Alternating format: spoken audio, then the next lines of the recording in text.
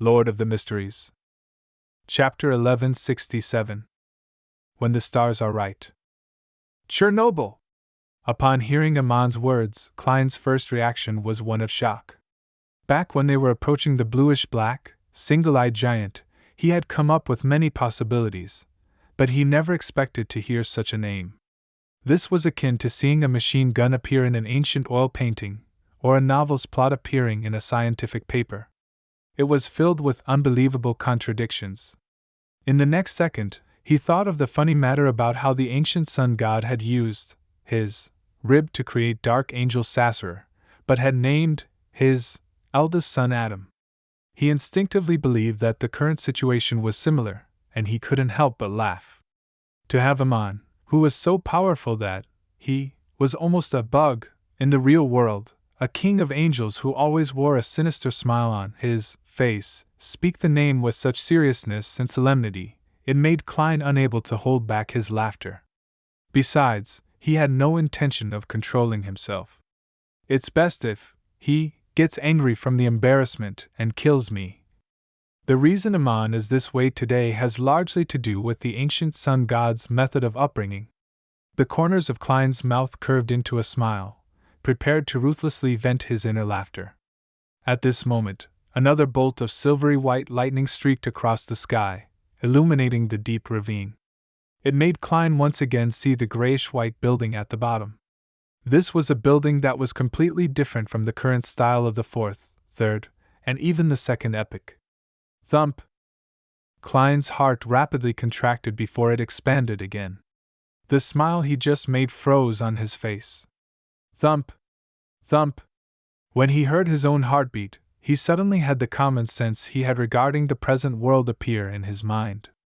12 months a year, 365 days a year, has leap years. 24 hours a day, 60 minutes an hour, 60 seconds a minute. It's confirmed to be a planet.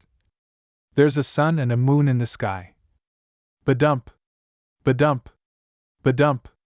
Klein's instinct prevented him from thinking any further, but deep in his heart, there was still a voice. Could it be that I've never actually transmigrated? I've always been on Earth the entire time, but I've been hanging from the door of light above the gray fog for too long, making me truly not belong to this era. As this thought formed, many details that didn't catch his attention spewed out like a volcano in his mind. To the easternmost front of the Sonia Sea, before entering the ruins of the battlefield of the gods, there are rotting and crumbling steel buildings around the ancient well. They appear to be left behind by humans. The northern and southern continent are overall very similar in shape to that of North and South America. However, a large part of the isthmus that connects the two landmasses has been wiped away by some kind of power, forming the Berserk Sea with its complicated and winding sea routes. Also, Sonia Island is like the gigantic landmass in the north that drifted south. Mid-Seashore is like the expanded and connected version of the Great Lakes of North America. It's as though it suffered a strike from a massive meteor. The mountains and rivers on the northern continent have changed a lot, but the overall shape is barely recognizable. In that case, the western continent where the elves come from, and the forsaken land of the gods in the eastern continent, will correspond to Chernobyl. In the legends of Treasure Out at Sea, there's a lost civilization called the Nuins. It sank somewhere in the Fog Sea. The giant king's parents are humans. The sanguine elves also seem to originate from humans. I previously had two questions. Why would Sapphira Castle grab transmigrators from Earth? Why would all of them be people from my era? This can also be explained. In the short span of 2 to 3 seconds, it was as if lightning was constantly exploding in his mind. This caused his lips to tremble slightly, as though he was trying his best to contain the backlash of his revelation. But the moon in this world is crimson. The constellations are somewhat different from those of Earth. I'm not an astronomy aficionado, so I can't remember clearly. However, the Emperor consumed the potions from the savant pathway. If the cosmos was completely identical, he would have discovered it a long time ago. The opposing opinion appeared in Klein's mind. They were like a strong anchor, preventing his ship from being blown away from the port in the midst of the storm. But 1 second later, he remembered 2 lines. One sentence was a terrifying prophecy that he had read online in his previous life. When the stars are right, chaos will rise from underground, and the great oldest one will awaken. The other was, be careful of the moon. That prophecy wasn't randomly made up. When the stars are right. So, this resulted in the previous discrepancies? Klein almost ignored Amon in front of him. Even his body began to tremble. He used a great deal of strength before he sighed inwardly. Perhaps I'd never left my hometown, but I will never be able to return home. Just as he came to this understanding and realization, the grayish-white fog silently appeared in front of him. This time, he directly stood in front of the waning forest, which corresponded to the end of the first epoch and the early stages of the second epoch. Unlike the past, the boundless gray fog in front of him was no longer empty. Deep in the fog, in a very far distance, points of shattered light were lit up. They were like lighthouses, illuminating the path of history. They led Klein forward as they traced back thousands of years, or even further. Then, he saw the resplendent bluish-black door of light. He saw transparent cocoons hanging above it, and himself in a t-shirt and loose pants. An invisible wind blew past as the grayish-white fog beneath the door opened, layer by layer, revealing cities. There were tall skyscrapers with all kinds of cars parked, frozen with pedestrians that walked past. One by one, these cities were covered in grayish-white dust. Many buildings had collapsed, broken steel bars tearing out of their frames. Some of the cars had caved in, others had broken down. There were even some that had been squashed into metallic pancakes. The passers-by looked lifeless, like wax figures. Upon seeing this scene, Klein stopped and stared intently. He knew very well that this world was Earth.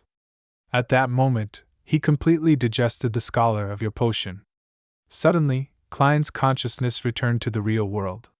He realized that his connection with Sapphira Castle had strengthened. Amidst the buzzing sounds, the resonance generated by the prayers of the Tarot Club members grew in intensity. Previously, he could use them to vaguely sense Sapphira Castle above the gray fog and see that the Klein at the Fool's Seat was trying to establish some sort of connection with the dark red, warping figure that was about to take form. In an instant, he came to a realization. There was no longer a need for him to chant the incantation or take 4 steps counterclockwise. With a mere thought, his spirit body could enter Sapphira Castle, becoming one with that figure. This was undoubtedly the best opportunity for him to escape.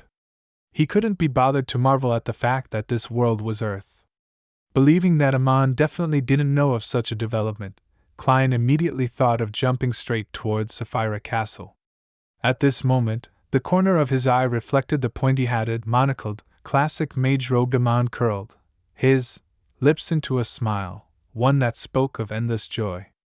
Klein's mind suddenly exploded as all his thoughts were occupied by the crazy raving from Amon. You're right. I didn't want to steal your destiny, bearing the burden while becoming the new owner of Sapphira Castle. You're right. This was a scam that has been going on since the beginning. However, the core of this scam was to make you think that me giving you hope and destroying it was to break your will and make you agree to become my blessed. If I hadn't specially changed my clothes when I entered the forsaken land of the gods, as well as my accidental use of air powers, would you have been so sure that my true body was already here? Could it be possible that the god of deceit doesn't understand that changing one's image would expose many problems? Did you think that I wouldn't understand what the name Chernobyl means? I've been in the forsaken land of the gods for more than 1,000 years. I've been searching for the oldest traces of history, the ones that go far beyond the first epoch. The true goal of this journey was to give you some time and give you some historical knowledge to aid you in digesting the scholar of your potion, so that you can relax your vigilance in this area. Then, when your connection with Sapphira Castle deepens and you attempt to trigger it, I'll seize this opportunity and use a loophole to steal Sapphira Castle. The destiny shall be yours, and Sapphira Castle shall be mine. Not only did the terrifying ravings from the King of Angels contain the sounds of Amon's chuckle, but they also wreaked havoc on Klein's mental state. They were no weaker than Mr. Door's roar. The surface of Klein's skin began to show signs of protruding worms of spirit as he was brought to the brink of losing control. In his body, a 12-segmented worm of time burrowed out, transforming into an Amon phantom wearing a black mage robe and a matching pointy hat and crystal monocle. He had parasitized Klein at a superficial level, not to monitor his thoughts, but rather to take control of the situation at the critical moment through parasitizing him at a deeper level. He wanted to seize this opportunity. In the beginning, Amon had used a deeper level of parasitizing with one main goal: to parasitize a worm of time at a superficial level, without the saint being able to detect it. The Amon projection turned back and gave Klein, who was unable to straighten his thoughts after being disrupted by the ravings, a look. It revealed a smile that was identical to its true body. The corners of his lips curled up slightly, carrying a look of endless joy. He turned around and used the invisible connection to leap towards Sapphira Castle, above the gray fog. This was similar to the situation of him parasitizing Derek Berg and trying to use the crimson star that corresponded to the sun to infiltrate the world above the gray fog. But this time, no one was inside Sapphira Castle to purify him, to close the door, to stop Amon. This was a spectacular act. This was the god of deceit.